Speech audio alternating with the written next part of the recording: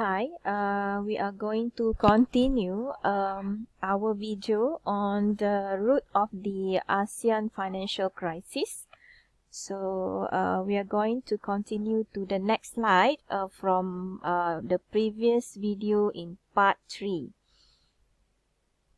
Okay, so with the financial and industrial policy trap within a widespread business sector, the network of personal and political favoritism, and with government that appeared willing to intervene in favor of troubled NMC, markets operated under the impressions that return on investment was somewhat insured against adverse shocks, di mana apabila struktur industri dan kewangan pada masa itu walaupun disokong oleh pihak kerajaan, tetapi mereka juga menyokong beberapa MNC yang berpengaruh yang mempunyai kepentingan.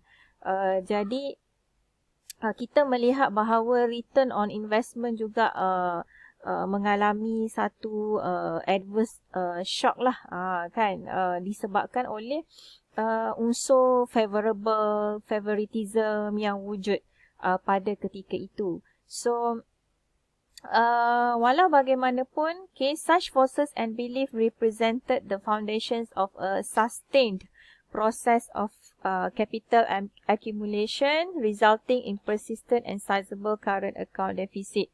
Jadi menyebabkan juga kerajaan dan ekonomi pada masa itu juga mengalami defisit yang agak teruk. Okay, so itu yang berlaku ketika itu. Okay, so kita boleh katakan dasar kewangan serta industri yang agak pilih kasih, okay, dengan pemerintah ataupun pihak government yang memang campur tangan dalam kepentingan corporate sector atau MNC yang mereka sokong. Walaupun MNC tu ataupun multinational corporation ni bermasalah, tetapi mereka masih lagi dipilih oleh pihak kerajaan untuk terus beroperasi. So kita nampak bahawa timbulnya return on investment yang mungkin, however, agak kita katakan sebagai membawa pulangan yang tidak memberansangkan lah, okay, disebabkan keadaan pada masa itu. Okay, so sebenarnya kita nak mengelakkan adverse shock terhadap ROI.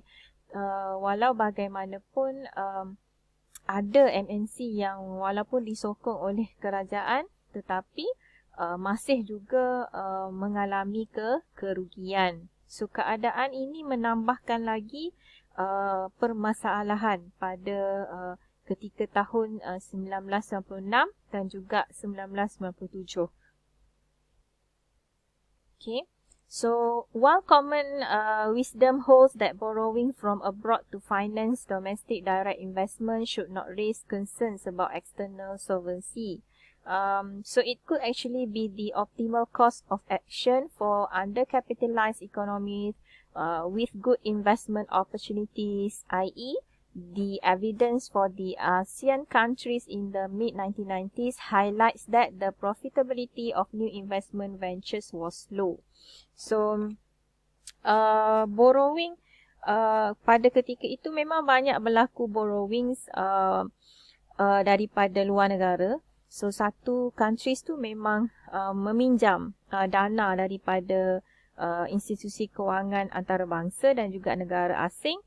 Okay, so ini menambahkan lagi lah kan kegusaran pada masa itu, right?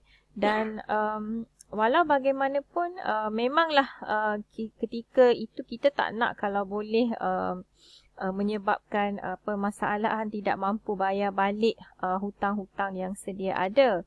Tetapi keadaan ekonomi pada masa itu juga agak merudum dan menyebabkan masalah ini semakin lama semakin runcing lah.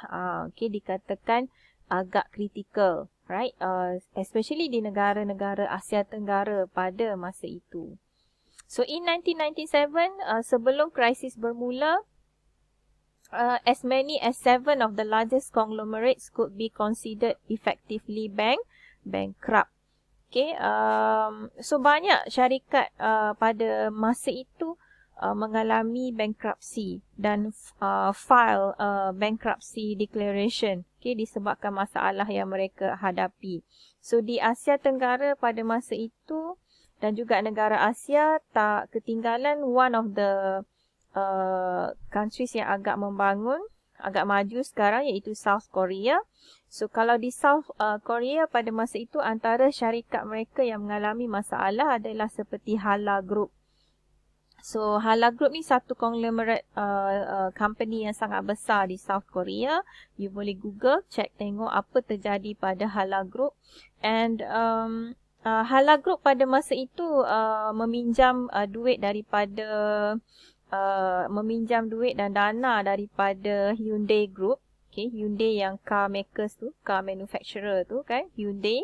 So Hyundai ni juga mengalami kesan ketika tahun 1997 tersebut sebab Hyundai meminjamkan sejumlah wang yang agak besar kepada Hala Group pada ketika itu. Dan bukan sahaja di Asia, masalah ini juga berlaku di US pada masa itu. If you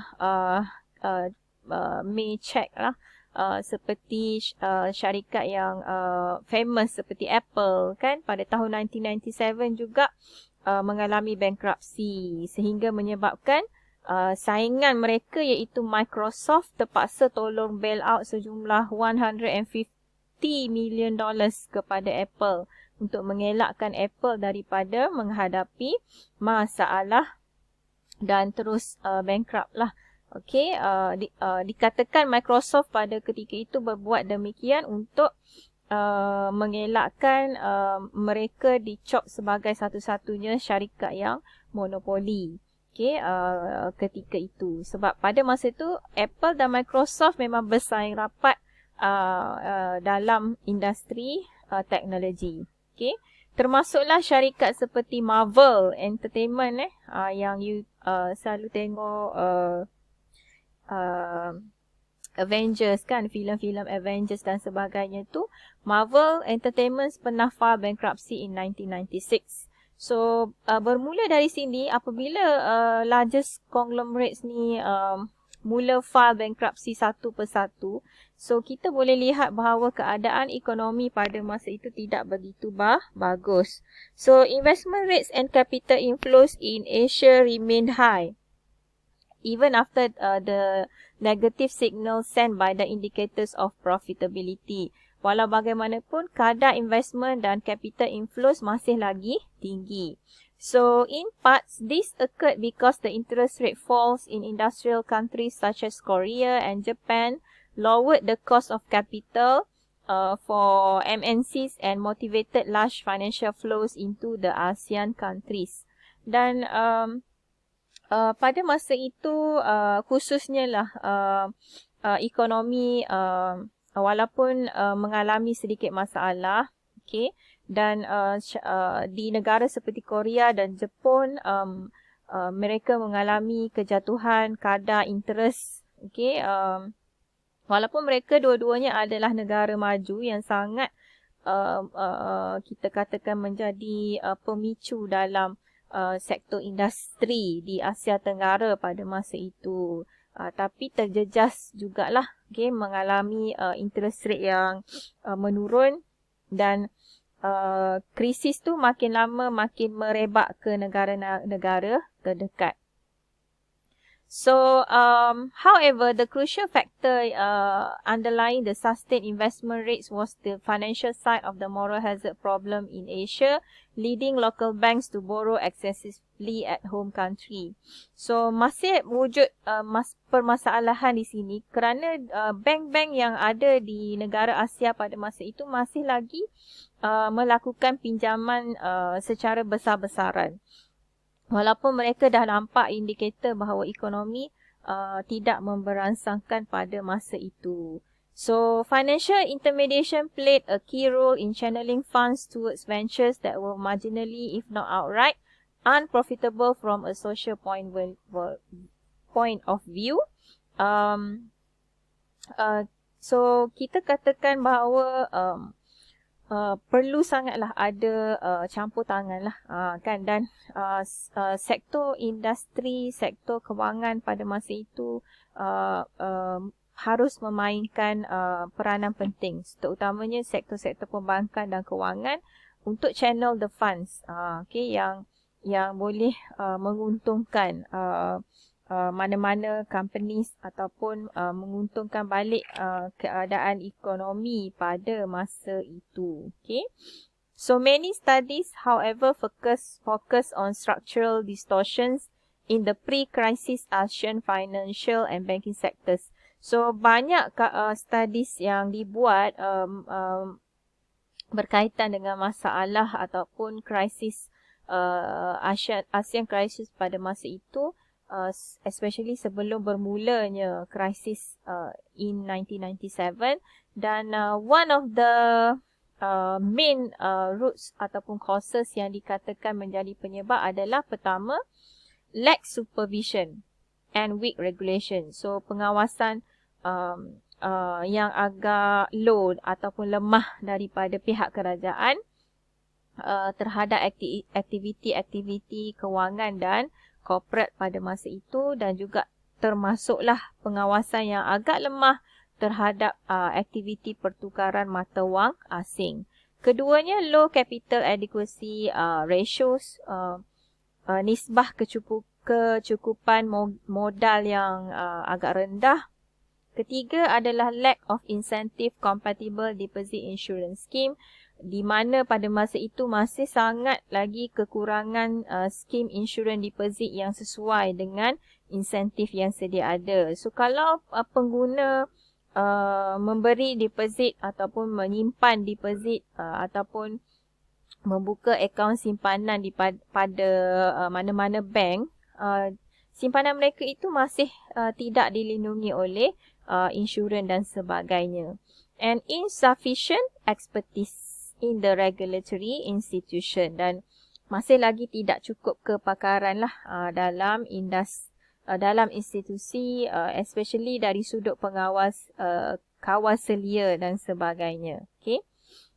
So yang tadi juga saya nak highlight bahawa